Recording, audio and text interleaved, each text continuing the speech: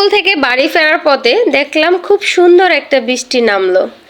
ভাবলাম কোথাও না বসে রিক্সা না নিয়ে ভিজতে ভিজতে বাসায় যাব। স্কুলের সামনে প্রচুর লোকজন ছিল, তাই ওইখানে ভিজতে পারি নাই, কারণ ওখানে ছিল প্রচুর বৃষ্টি। একটুখানি আসার পরে 5 মিনিটের মধ্যে বৃষ্টি উধাও হয়ে গেছে, আর ভিজতে পারলাম না। মনটা তেমনি খারাপ হয়ে গেল। কিন্তু আমার মেয়ে ঠিকই ভিজছে, দেখেন ওর জামা পুরো ভিজে গেছে গা। সে আসার পথে বৃষ্টি দিয়ে বললে, আম্মু আমি একটু ভিজি, তুমি আমার ব্যাগটা রাখো। তো ওর ব্যাগটা সবসময় আমি ক্যারি করি, তো সে ভিজতেছে, সাথে তার বান্ধবীও ভিজতেছে। ওরা দুজন মজা করেই ভিজলো, যাই হোক কতটুকু ভিজতে পারছে। কিন্তু আমি যে ভিজতে পারলাম না, এজন্য আমার মনটাই খারাপ হয়ে গেছে।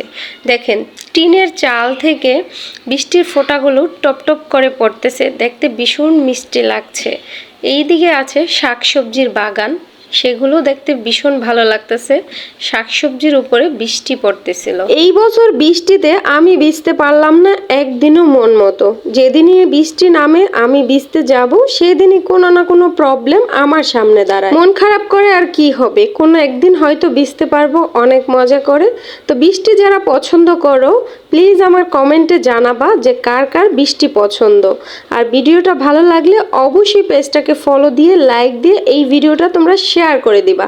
সবাই ভালো থাকবা, আমাদের জন্য দোয়া করবা। আল্লাহ হাফেজ।